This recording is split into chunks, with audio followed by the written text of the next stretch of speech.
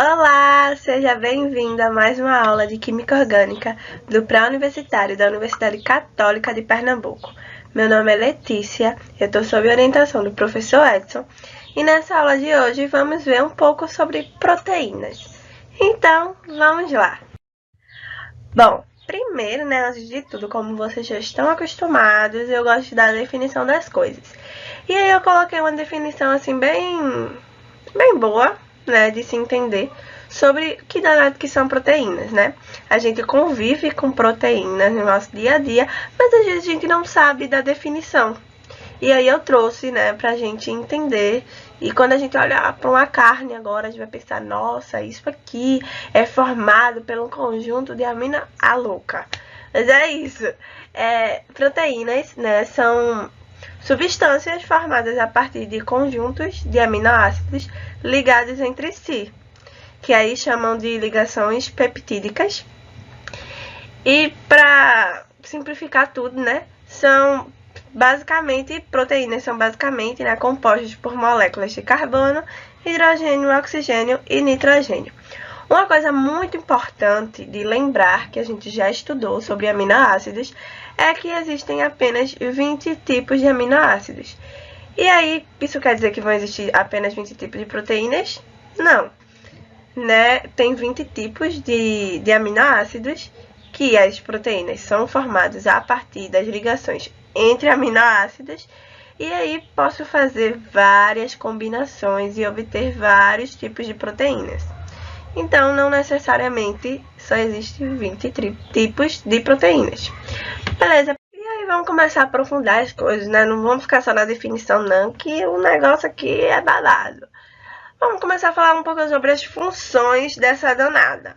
A gente sabe, que está presente no nosso dia a dia, facilmente a gente encontra uma proteína. E aí, quais são as funções dela, Primeiro, vale ressaltar que não há sequer um processo biológico do qual a proteína não participe, Além de ela estar envolvida de forma ativa no conjunto de reações químicas, existem muitas células que são compostas por proteínas. Então, ela tem várias funções, e aí eu coloquei uma das principais, e a primeira, é assumir o papel de enzimas. Enzimas, lá vocês já estudaram em biologia. E aí, o que é que acontece? Quando ela assume o papel das enzimas, ela acelera a reação química. E aí, pode, não que isso seja, mas a gente pode fazer um link lá com catalisador, Catalisador acelera a reação e etc e tal. Uma segunda função é movimentar os músculos. A gente só consegue porque a gente tem proteína também, Composição hormonal, nossos hormônios têm muitas proteínas, composição de anticorpos, coagulação sanguínea, transporte de oxigênio, também é uma função da proteína, A hemoglobina lá fazendo transporte, tem também, a hemoglobina é um tipo de proteína, inclusive. E aí, vamos adiantar, sabendo dessas principais funções, agora impulsionar o estudo das proteínas. Bom, e aí aprofundando, mais um pouquinho, iniciando de fato os estudos das proteínas, a gente vai começar agora sobre as estruturas das proteínas, É muito importante lembrar que uma cadeia de um aminoácido, ela vai ser classificada quanto à sua disposição espacial. Isso a gente já estudou lá, mas é só relembrando. O que isso quer dizer?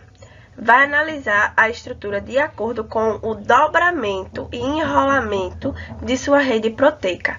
Ou seja, por causa disso, as proteínas, na verdade, vão possuir, estruturas primárias, secundárias, terciárias e quaternárias.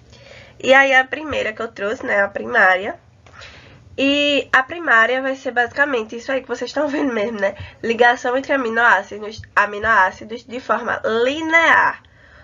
Sabendo que, essa estrutura primária, dependendo de seu dobramento ou enrolamento, ela pode também virar uma estrutura secundária, terciária ou quaternária. Beleza. Estrutura secundária.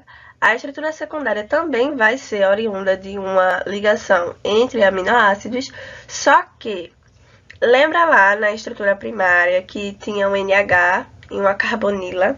Pois é, vai ser a ligação entre o hidrogênio do NH e o oxigênio da carbonila.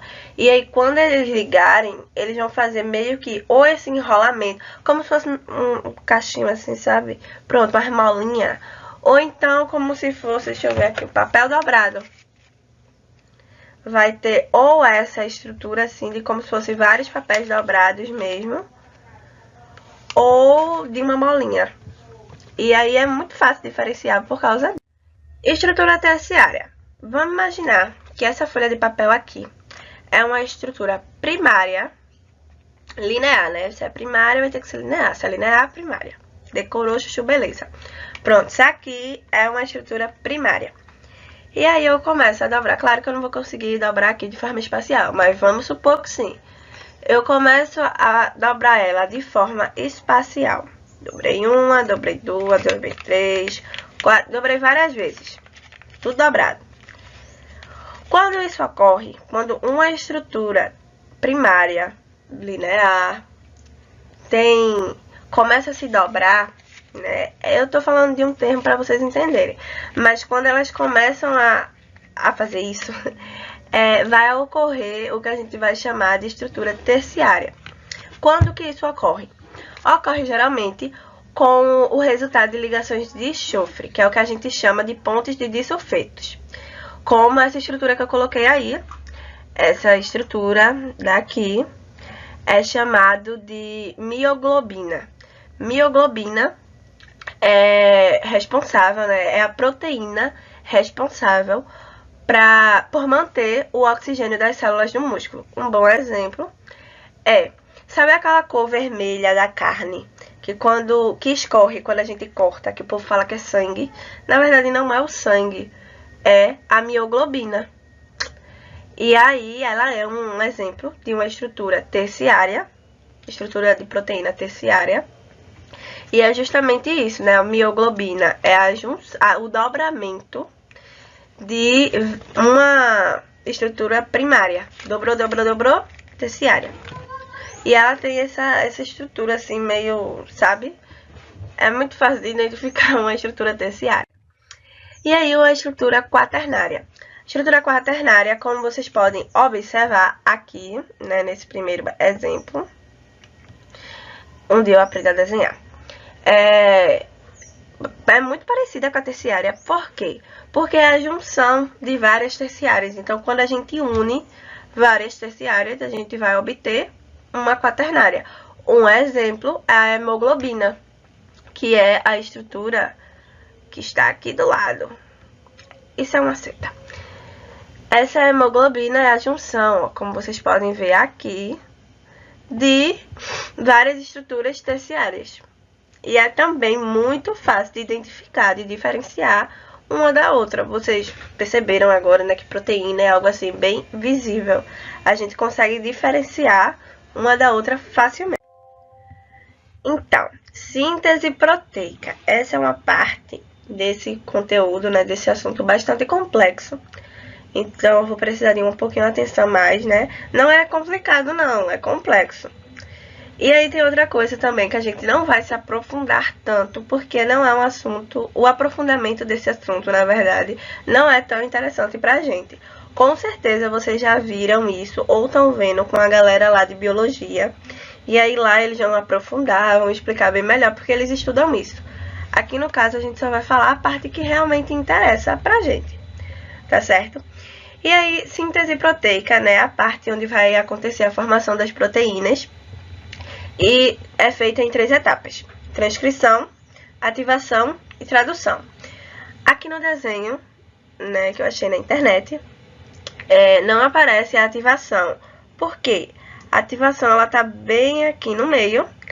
E aí é uma coisa que, assim, a gente explica e tal, mas não mostra no desenho. Mas eu vou explicar.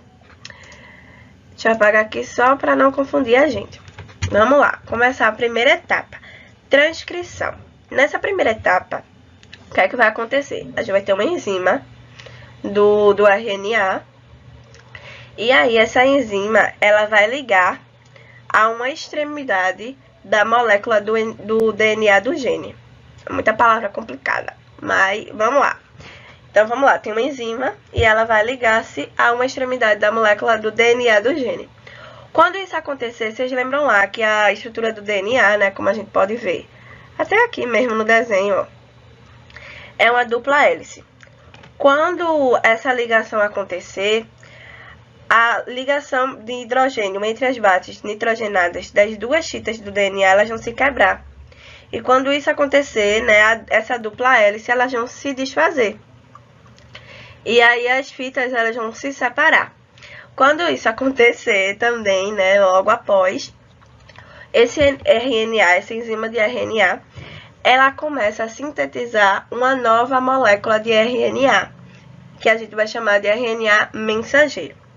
Para isso, a sequência de bases nitrogenadas da fita do DNA, ela vai ser lida, modelada, e aí elas vão formar a sequência, né, uma nova sequência desse RNA mensageiro com bases complementares. Essa parte, ela é bem aprofundada, né, bem científico da parte de biologia. Acho que é esse o nome científico, não sei. Enfim, é bem específico da parte de biologia. E eu não vou me aprofundar tanto, eu só vou passar assim ligeiro. Vocês lembram que depois da transcrição eu disse que ia ter uma coisinha bem aqui no meio, chamada de ativação? Pois é, que danada de ativação, o que é que vai acontecer? Vou explicar bem por cima assim. E a ativação vai aparecer uma coisinha que a gente vai chamar de RNA-T. Que danado é isso? RNA-T é o RNA transportador. O que é que ele vai fazer? Transportar. Transportar o quê? Todos os aminoácidos que estarão soltos no citoplasma da célula, levando até o ribossomo. Como é que ele vai saber o que o RNA-M vai precisar? Para que ele reconheça que parte do RNA-M deve ser deixado no aminoácido, ele vai ter uma sequência de 3 bases complementares ao códon do RNA-M. Que danado é códon? Códon é um conjunto de 3 nucleotídeos. Não vou me aprofundar muito, porque é algo bem específico e característico, né, dessa parte biológica. E aí isso não é tão interessante pra gente. Mas aí, nesse processo de transporte, a célula ela vai consumir todo o ATP. E aí vai começar a parte de tradução. E aí, depois de todo esse processo longo, porém muito rápido, vem a parte da tradução e, por fim, a formação da proteína que a gente tanto quer. Nessa parte de tradução, o RNA mensageiro ele vai ser decodificado pelo ribossomo. E para que isso aconteça, são necessários 3 momentos distintos, que é a formação, conclusão e crescimento da cadeia, né, polipeptídica. E aí, finalmente, quero um aleluia, vai ter a nossa proteína. E aí, né, a gente tem a formação da proteína depois de toda essa etapa, que, pasmem, muito grande, eu não expliquei um terço, mas ela é muito rápida. E aí, para encerrar, né, essa aula, temos 3 tipos de proteínas, né, animal, vegetal e sintética. A animal, né, o que a gente encontra nas carnes dos animais, vegetais encontradas nos vegetais. E a sintética é o famoso whey, né, aqueles suplementos que a galera que faz academia toma. E aí foi isso, galera. Muito obrigada por assistir essa aula até o fim.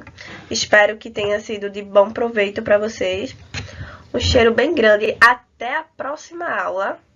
E tchau, tchau.